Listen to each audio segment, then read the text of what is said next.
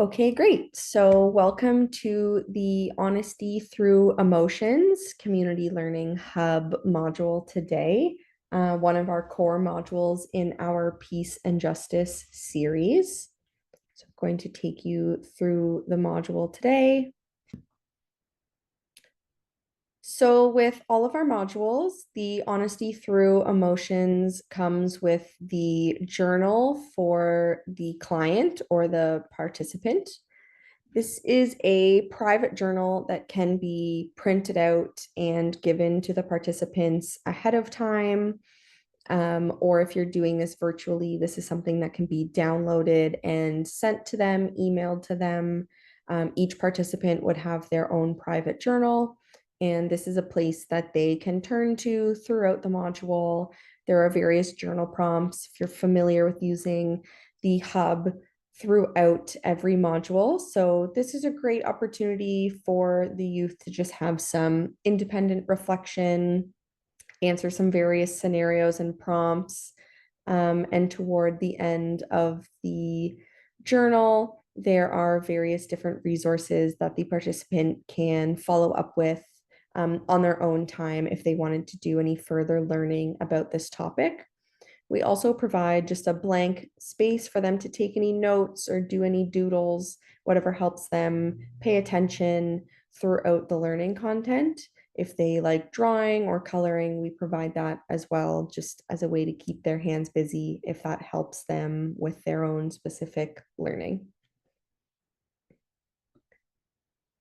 This module also comes with the facilitator guide, which is a very in-depth breakdown that goes page by page through the entire module in order to assist you as the facilitator in delivering this content most succinctly to the client. So the facilitator guide goes through the purpose and goals of the module, some of the topics and skills that you'll be exploring and exercising, gives you a brief introduction into the module and kind of how it came to be, and what some of the knowledge you and your participants will both take away with it. And then it goes page by page throughout the whole module with a script and some instructions so that you can follow along as the facilitator kind of in the background. And this just helps guide you through some different prompts that you can use, some ways to deliver the page in the module, and just some different instructions on how to communicate this content and information to the participants. So you can print this out for yourself ahead of time if you prefer having a hard copy with you to follow along with the script. Or this can be on a secondary device if you were showcasing the module on some type of smartboard or projector. You could have the facilitator guide open on a second device, something like a private laptop or an iPad, so that you could follow along with it as you're delivering the pages to your clients and participants. And this will bring you to the main pages of the Honesty Through Emotions Moving Toward Harmony content. So as you can see on the bottom, there are these three lines that you can click on. This is the table of contents. So if you were to do this module from page 1 all the way to the final page, you could just select this right-hand arrow and it will take you page through page for the entire module. If you were looking to do a bit of a longer program, let's say 40 to 50 minutes, we recommend going page by page. The module is a complete program if that's what you are looking for. However, if you are looking for more of a condensed program for your clients, maybe somewhere between 20 and 25 minutes, you could select the table of contents and you can go page by page based on the information that you want to communicate that day or that you are interested in presenting to your clients. So you have the option to pick and choose which pages are most beneficial for your program and most beneficial for your participants, or you could do the module in its entirety. It's completely up to you and what the needs of your program or your clients are. Today, I'm going to be walking you through a little bit of a condensed version of the module. So we are just going to be highlighting the most succinct activity and content pages module. So today we're going to be beginning at page 6, practicing honesty. A good path is an honest path. And you can see there's a prompt of how do you show honesty to others? So during this page, this is a great opportunity for some insight into how your participants practice honesty with themselves and with others. So you can open this up to a group discussion to explore how do you practice honesty, or as the prompt suggests, how do you show honesty to others? You could give the participants some type of scenario, something such as if you were feeling tired and burnt out, but you had commitments to some plans that you made with someone, how would you practice honesty in that moment? And if you, as the facilitator, feels comfortable, you could begin the conversation by expressing how you personally practice honesty, how you would respond to a certain scenario or a time that you've been in that situation and how you handled it. From here, we'll head into the journal moment. So, as I showed you at the beginning, the journal is a private and reflective time for the participant to kind of go inwards and look at these journal questions and reflections. So for the beginning of the module, this journal moment talks about what does good mental health mean to you? What does good physical health, spiritual health, and how do you think being honest with your emotions helps you find balance and live a good life? The journal moment isn't meant to be shared aloud. It's just a way for the participant to have a moment of self-reflection before diving into the content of what honesty through emotions means and what that looks like in practice. So from there, we'll head to page 11, emotions are teachers. And this is one of the most powerful ideas in the module and really is the foundation of the honesty through emotions concept. So, this teaches the participants that emotions are not things to hide or to avoid, they're actually messengers to a larger system. They help us to stay safe, build relationships, and they help us guide our decision making. So, something like emotions protecting us from danger.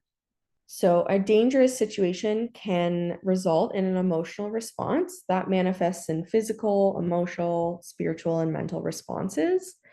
So, that can be something like panic, worry. That's when the concept of listen to your gut, follow your intuition. There are times when, physically some alarm bells are going off for us, and being able to honor that feeling in your body and say, this situation does not feel good for me, and being able to help the participant identify that as maybe a risky or dangerous situation. Emotions can help us build healthy relationships with others and even with ourselves and nature. So, if we don't process the difficult emotions, even anger and grief, when we feel them, we may end up misdirecting those feelings, hurting others. That's where something like projecting comes into play. And that can be really harmful in relationship building between yourself and your peers, yourself and your family members. And just being able to name that, I feel a lot of anger right now, helps us to be able to reflect and communicate with each other in a healthier way. Emotions can also tell us when we're on a good path. So they're trying to show us something. Joy, contentment, relaxation. That's kind of how you know that your body is at peace. Emotions such as anger, shame, fear, those can tell us that there's something that's unbalanced, or there's something that requires some reflection or attention, and maybe some intentional moments of trying to heal that emotion, whatever that coping mechanism looks like for them. And those types of strategies are discussed throughout the remainder of the module as well. So during this page, you can ask some exploring questions as well to the participants, like, can you think of a time an emotion helped you avoid something unsafe? Or what's an emotion that has taught you more about your friendships What do you feel like when you're in conflict with a friend? Some kind of guiding questions like that. And this can really shift how the youth relate their emotional responses to themselves and to each other, especially if they're used to being told to hide or control them. This page really is just about helping give them the permission to listen to their bodies more innately. From there, we go to page 13, naming emotions. So here we help the youth build their emotional vocabulary and learn that naming an emotion can help manage its intensity. So this activity is similar to something like a feelings wheel or an emotions wheel, if you're familiar with those, and teaches the participants that sometimes you or sometimes people you know will feel angry. However, anger can actually be considered a secondary emotion. And the goal of this activity is to help the youth identify the primary emotion. So, exploring what's underneath the anger. Maybe it's actually annoyance or fury or tension.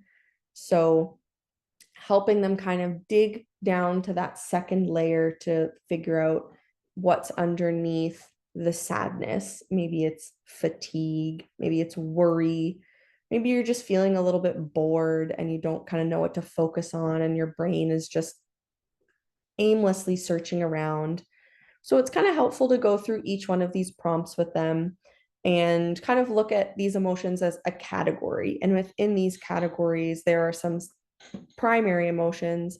You're feeling a little bit disgusted right now. Well, what does that look like? Are you jealous about something? Are you feeling bitter towards maybe a decision you made or something that happened to you?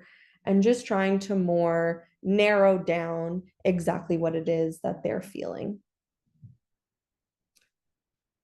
So this is a great time to introduce the phrase I feel instead of I am. So instead of saying I am angry, you can say I am feeling angry, which can be a small but really helpful mental reframe in the way that they communicate their emotions. Anger isn't someone that you are, it's just a temporary emotion that you're feeling.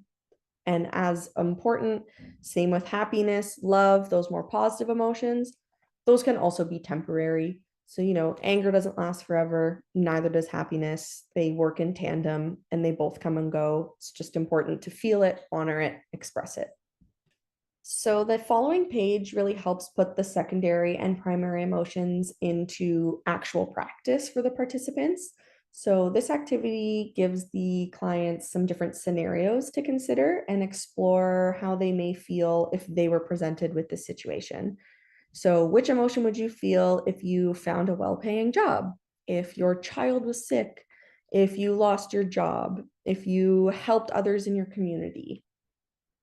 You can do this activity in a group setting. You can have the participants complete it independently, or you can partner them up with someone that they trust to go through each of these prompts and scenarios together.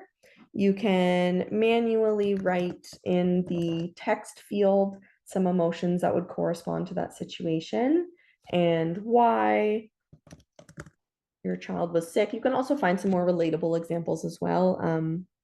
If none of the participants in your group are parents, it could be your friend, your parents, your sibling, and what's the emotion that comes up for them. Once this is filled out, you can also explore one step further how that would feel in their body and what you would do to remedy it. So something like you went hunting. Maybe it was for the first time, you're feeling really nervous. Where does that nervousness come from? Or do you have, butterflies in your stomach? Are you feeling kind of like queasy? Is it anxious nervous? Is it excited nervous? Kind of just helping them take it one step further. What would that look like for you? And how do you calm your nerves? If you were in that situation, how can you take that anxious nervousness and make yourself feel a little bit better going into this scenario? From here, we'll go to page 16, emotions as teachers, which again is kind of the main core theme for this module. So this is more about exploring difficult emotions. So this can be a bit of a deeper content page for the participants. It covers anger, fear, shame, and grief. So each tab explores what that emotion might be teaching us if we were to slow down and look closer at it. So anger can be harmful to ourselves and others when it's expressed as aggression. Acts of aggression are uncontrollable, unhealthy. They can result in physical and emotional harm to yourself and others. Anger and aggression can escalate a situation. It can impact women and girls due to gender inequalities. And it's just important to kind of explore what this could look like physically in your body. So, what does anger show up mentally? That's the inability to think rationally. How does it show up spiritually? It's kind of a question in yourself. How does that show up emotionally? That can look like rage, disconnection, frustration. And how would that show up physically in your body? Your muscles get tensed, you clench your jaw, you start shaking. You can feel like tunnel vision, like your vision's crumbling in on you. And then how can you use anger as an actual teacher? So, anger can actually be a protective emotion when felt and communicated properly. When we're honest about our anger and express it in healthy ways, that's how you know you're on a healing journey to be able to move away from those aggressive acts of anger and into more of a communicative way of anger. So you can go through each of these prompts with them to discuss how each and one of these emotions, fear, shame, and grief, show up in the body, how to identify it, what the physical feeling of fear might be, and then how you can use fear as a teacher. And that's applicable for all four of these emotions on this page as well. You can also ask some prompting questions here, like when we think of anger as an iceberg, what might be under the surface? What's really going on with that feeling? And this page can definitely stir up some strong emotions or feelings. So, also just reminding the youth on this content page, especially for something like shame and grief, they live so deep inside of you, and it might not be something that they are comfortable discussing. If something like, what's happened in your life that causes you grief, that can be a bit heavier of a topic. So, just reminding them that they can skip this sharing exercise. You can revisit the rules of engagement that you've previously established if needed. And this is more of a page for the facilitator to discuss, maybe rather than the participants to engage with, if that makes sense. So from there, we'll go to page 19, the recognizing activities emotions. So now that we've reflected on some emotions, how they feel, what they could look like, we're actually going to take a look at how that might show up in someone's body language or on someone's face. So this can be a really impactful activity for participants as it can illuminate how each of them respond to perceived differences in body language and facial cues. So you can do this as a group where they kind of just shout out answers. You can call on someone individually. You can go one by one in a circle. Um, if they are shouting it out, you can see and kind of gauge if there is unanimity in their responses, or if they differ with how they conceptualize the expression of a feeling. So, to look at this individual's facial cues, you can select from the drop down menu here. What emotion do you see? Do you think this person looks happy, excited, joyful, peaceful? Do they look sad? You can scroll all the way down and explore them. Hurt, maybe they look a bit angry, maybe they look a bit annoyed. And whichever option feels best for the class or that individual person that you're working with, you can select that option. So maybe for myself, I would say this person looks a little bit annoyed. And you can press next, and it'll bring up different prompts. So there's 7 of these activities. What emotion do you see here? I would say probably like afraid, something like that. If afraid wasn't an option, maybe surprised or startled. Surprised, maybe more of like a positive emotion. Startled, maybe more of those negative emotions. Maybe for this one, something like tense, angry, overwhelmed, disgusted. worried, anything that you feel would be applicable to those options. So you can go through all 7 with your clients. There's no like right answer at the end. It's just like a, you're done. Thanks for doing the emotions. Because ultimately, how you perceive someone's body cues is kind of through your experience of emotional expression. So maybe this activity might resonate different with different clients. So there's no right or wrong answer, just a good activity to kind of gauge how people respond and perceive different types of emotions. So from there, we'll go to page 20, welcoming your emotions.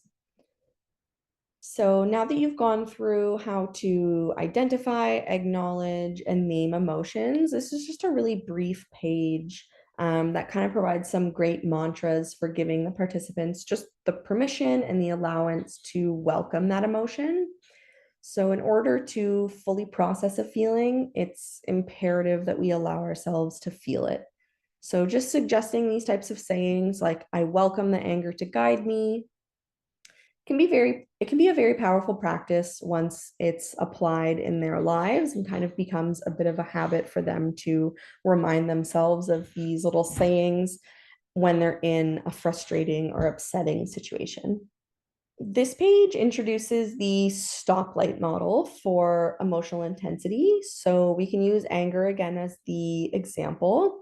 So this is a very helpful regulation strategy that distinguishes between what you're feeling and being overwhelmed by that feeling. So you can see the red light is this emotion is very intense and I can't control it. The yellow light is the emotion is difficult, but I am able to control it. And the green light is this emotion is somewhat intense and I'm struggling to control it. So, what to do if you are in the red?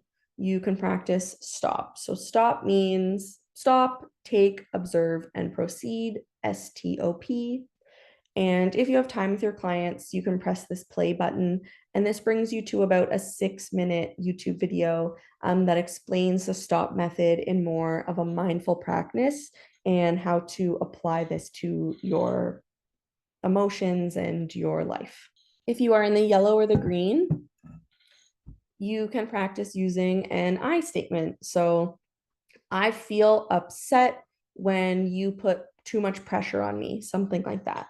So I statements are helpful to practicing honesty and expressing your emotions. So this is an input field as well. So I feel distant, or sorry, when I am upset, I felt distant from you. So that's a great way to practice expressing what happened and how it made them feel in a very non-confrontational way. And finally, you can come to the checkout page. And this can just be a bit of a group discussion to wrap up and summarize some of the things you discussed in the session. So now that you've explored honesty through emotions, share one way that you take care of yourself when you're feeling upset. So this can be exploring various coping strategies and skills, drawing, going for a walk, listening to music, reaching out and hanging out with friends. This is a great opportunity to explore some healthy coping strategies that can help them pursue a level of emotional honesty, because that can be very scary, and it's nice to be able to have something to rely on that helps you calm down once you have expressed that honesty. So something like hanging out with friends, just having a debrief and a conversation. What are some ways that everyone takes care of themselves when they are feeling upset? Okay, great. Well, thank you so much for joining the Honesty Through Emotions Discovery webinar. If you have any follow-up questions, you can reach out to me at this email address, and I am happy to discuss this module with you further or any of the other hub content in our module library.